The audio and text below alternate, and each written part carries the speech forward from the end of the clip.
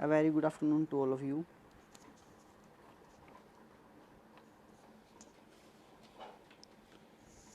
आज हम करेंगे immune response to protozoan and helminths.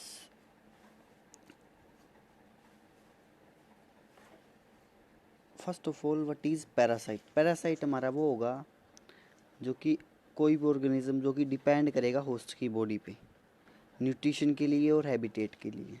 जैसे कि यहाँ पे प्रोटोजो और हेलमिंथस जो राइट डाउन किया हुआ है, प्रोटोजो हमारे यूनिसेलुलर और यूकैरियोट होते हैं और हमारा जो हेलमिंथस है, हेलमिंथस जो हमारा है वो मल्टी सेलुलर और यूकैरियोटिक है। अब क्या है हमारे पास जो पैरासाइट होते हैं वो स्पेसिफिक होते हैं होस्ट के लिए। जैसे कि यहाँ पे एक एग्जांपल लिया हुआ है, मलेरिया का डिजीज़ होती है मलेरिया, और पैरासाइट हमारे पास जो है प्लाज्मोडियम वाइवैक्स और प्लाज्मोडियम मलेरियाई, और इनका मोड ऑफ ट्रांसमिशन दिखाया हुआ है एनाफ्लिस से, और साइट इनकी होती है हमारे पास हिपेटोसाइट और आरबीसी पे। While the parasite try to establish itself on the body of host, the amount of series। अब क्या है हमारे पास, हमारी बॉडी में अगर कोई भी एक्सटर्नल फैक्टर आता है हमारी भी बॉडी में, कोई भी किसी भी प्रकार का, वो केमिकली हो, वो कोई भी बैक्टीरिया फंजाई कुछ भी हो प्रोटोजोन, तो हमारी बॉडी उसके जो उसके अगेंस्ट जो है कुछ वर्क करती है। इनको हम इम्यून एक्शन बोलेंगे। ओके, इसमें हमारे पास 3 टाइप के डिफेंसेस मैकेनिज्म आते हैं। First line defence, second line defence और third line defence. First line defence हम वैसे कर चुके हैं प्रीवियस में कि हमारी स्किन और म्यूकस और कफ रिफ्लेक्सेस। अब हमारी स्किन क्या है, क्या करे, कुछ सिक्रीशन कर दे ताकि कोई भी एंट्री हुई है पैथोजन की वो मर जाए वहीं पे। देन म्यूकस, कोई भी हमारे पास सेल एंट्री हुआ है और हमारी सेल स्किन ने क्या करना है, म्यूकस लेयर सिक्रीशन हो गई, म्यूकस लेयर, तो वहीं ट्रैप हो जाएगा। अब कफ रिफ्लेक्सेस, अब क्या है हमारी जो कफ आती है, खांसी आती है, कई बैक्टीरिया हमारे क्या है माउथ के थ्रू हमारे जो है रेस्पिरेटरी सिस्टम में जाने की कोशिश करते हैं, तो वहाँ से खांसी आ जाती है वापसी में। तो ये हमारा क्या है, फर्स्ट लाइन डिफेंस है। फर्स्ट देन हम सेकेंड लाइन डिफेंस की ओर मूव करेंगे। ये हमारे क्या होते हैं, इंटरनल इनेट डिफेंस। इनमें हमारे आ जाएगी इन्फ्लामेशन और फैगोसाइटोसिस। इन्फ्लामेशन हमारी जो है क्रिएशन होती है सेल के द्वारा, और फैगोसाइटोसिस भी सेल के द्वारा होती है, जो कि हमारी बॉडी जो है इम्यून रिस्पॉन्स शो करती है। देन हम आगे third line defence. Third line defence में हमारे स्पेशल सेल काम करेंगे। यहाँ फर्स्ट डिस्कस करेंगे हम सेकेंड लाइन डिफेंस में इन्फ्लामेशन। अब क्या है, PAMP एक रिसेप्टर लगा होता है हमारे प्रोटोजोन की स्किन पर, और जैसे ही ये यहाँ पे PAMP ये रिसेप्टर हमारी क्या है, प्रोटोजोन की स्किन पे लगा है। अब जैसे ये एंटर करेगा ना, तो ये हमारी बॉडी में PPR एक फैक्टर होता है प्रोटीन का, जिसको क्या कर देगा, ये कर देगा एक्टिव। ओके, एक्टिव करने के बाद क्या है, एक्टिव ये PPR एक्टिव हो गया। अब ये PPR एक्टिव किसे करेगा, जो PPR एक्टिव है ये एक्टिवेट कर देगा हमारे मैक्रोफेजेस और डेंड्राइट सेल को, और वो मैक्रोफेजेस क्या करेंगे, IL-2 IFN अल्फा इन फैक्टर को रिलीज कर देंगे, और वो जो बैक्टीरिया है पैथोजन आया है उसे किल कर देंगे। ये हमारा मैकेनिज्म होगा। सेकेंड है हमारे पास वैसोडाइलेशन। अगर देखो हम कैपिलरी का साइज का परमिएबिलिटी बढ़ा दे, तो वहाँ भी हमारे पास कुछ जो है बैक्टीरिया वगैरह प्रोटोजोआ वगैरह निकल सकते हैं।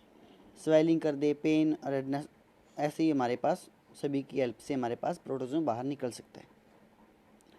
सेकंड क्या है, rapture of RBC in Plasmodium vivax release uric acid और मैसिव। अब देखो हमारे पास एक एग्जांपल लिया हुआ है हमने। क्या होता है जब हमारे पास प्लाज्मोडियम वाइवेक्स इन्फेक्शन होता है हमारी बॉडी के अंदर, आरबीसी स्पेशल, तो जब हमारी आरबीसी फटती है तो वहाँ क्या रिलीज होता है, यूरिक एसिड रिलीज होता है, जो कि एक मैसिव इन्फ्लामेशन देता है। और एक नेक्स्ट हम देखते हैं a family of member associate glycoprotein 3 major होते हैं।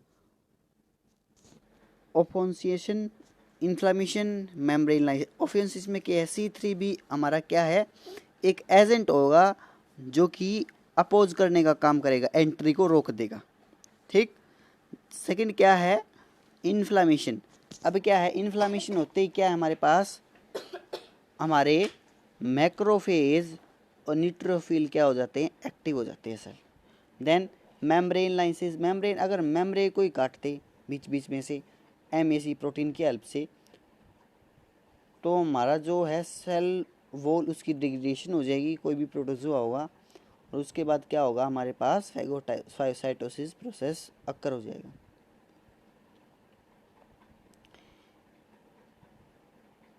एक फैक्टर आता है CD4 T सेल, ये रिलीज करता है TH1 और TH2। आगे TH1 किसको एक्टिवेट करेगा, IFN, IL2, I12, और इनके अलग अलग फंक्शन होंगे। जैसे कि फर्स्ट वाले का है मैक्रोफेज को एक्टिव करना, सेकेंड वाले को IL2 का क्या है, एक्टिवेशन ऑफ NK सेल, आगे फंक्शन बताएंगे इनका। सेकंड क्या है लास्ट वाला, IL12 किल इंट्रासेलुलर पैरासाइट, जो कि हमारे सेलुलर के अंदर है। देन TH2, ILF क्या करेगा, बी सेल को फॉर्मेशन करेगा, और ILF4 ये हमारे पास दो एंटीबॉडी प्रोडक्शन करेगा, IgE।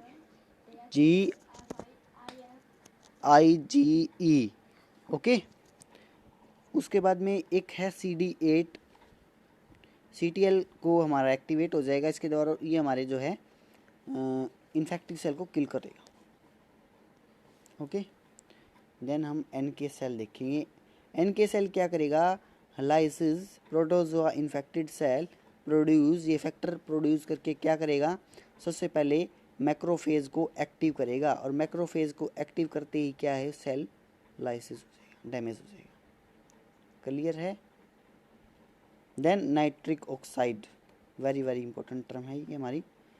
Infected macrophages are induce increasing the production of reactive nitrogen species such as nitrogen oxide. अब क्या है हमारे पास, मैक्रोफेज क्या कर लेगा, NO का लेवल बढ़ा देगा, जिससे वो जो बैक्टीरिया वगैरह है वो भी किल हो जाएंगे। अब सेकंड जो टॉपिक है अपना, immune response against helminths. Helminths जो हमारा होता है वो एक्स्ट्रा सेलुलर होता है, सेल के अंदर नहीं जाते, जाते तो हैं लेकिन इनका डेवलपमेंट जो होता है स्टेजेस वगैरह बाहर ही आती हैं। लार्ज साइज है और कॉम्प्लेक्स वोम है। अब ये क्या करेंगे, दो टाइप से करेंगे, एक्सक्रीटरी और सिक्रीटरी। प्रोटीन रिलीज करेंगे और डिस्प्ले करेंगे, जिसमें हमारे पास क्या है, मोर एंटीजन होंगे। ठीक। और ये क्या है, ब्लड सकिंग, एक ये तो पता ही है हमें, attach firmly to the gut wall, gut की वॉल से अटैच होते हैं, ब्लड पर हमारा फीड करते हैं। अब natural killer cell like NK, अब NK क्या हमारे नेचुरल किलर सेल है जो कि इन्हें मारने का काम करेंगे। अब नेचुरल किलर क्यों नहीं इसके ऊपर एक्ट करेगी, क्योंकि इनकी जो क्यूटिकल है, आउटर लेयर है स्किन की, वो थिक होती है, तो हमारे NK सेल जो है वर्क नहीं कर पाती। ओके। बट TH2 का वेरी वेरी इंपॉर्टेंट रोल है भाई इसके अंदर क्या है, देखो इस डायग्राम को देखते हैं। सबसे पहले हमारे पास क्या है, एलमिंथस कोई भी है, उसने एक्सक्रीटरी और स्क्रीटरी प्रोटीन बना दिए, बाहर निकाल दिए, एंटीजन। ठीक है, वो किसके द्वारा कैप्चर हो गए, मैक्रोफेज के द्वारा। जैसे ही मैक्रोफेज कैप्चर करेगा तो एक TH2 फैक्टर को क्या कर देगा, ये एक्टिवेट कर देगा। TH2 फैक्टर क्या करेगा, साइटोकाइनिन रिलीज करवा देगा, और साइटोकाइनिन रिलीज करवाते ही किसको एक्टिव कर देगा, हमारा बी सेल को एक्टिव कर देगा। बी सेल क्या करेगा, एंटीबॉडी रिलीज कर देगा, और एंटीबॉडी हमारी पैरासाइट की जो है हेलमिंथस की गट में चली जाएगी और इसे डेड कर देगी।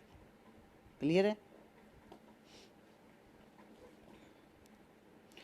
The infiltrating T lymphocyte secrete cytokinin. अब देखो IL-3 IL-13 promote mucus into the intestine. अभी अलग अलग फैक्टर हैं ये फैक्टर हमारे IL-3 और IL-13 को बनाते हैं जो कि म्यूकस को प्रमोट करते हैं, भी म्यूकस ज़्यादा हो ताकि एकदम से हमारा पैरासाइट बाहर आ जाए म्यूकस के द्वारा।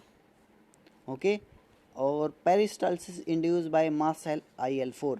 अब जो पेरिस्टाल्सिस मूवमेंट होती है ना वो IL-4 के द्वारा होती है हमारे। और डिफरेंट डिफरेंट साइटोकाइनिन होते हैं हमारे पास। सिस्टोसियोमा में दिखाया है IL-4, Li5, Li3। सिप के अंदर IgA ही होता है।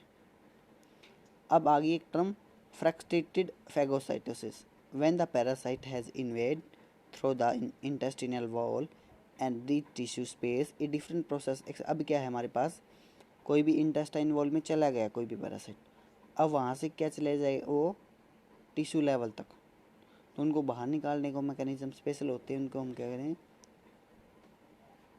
Frustrated phagocytosis.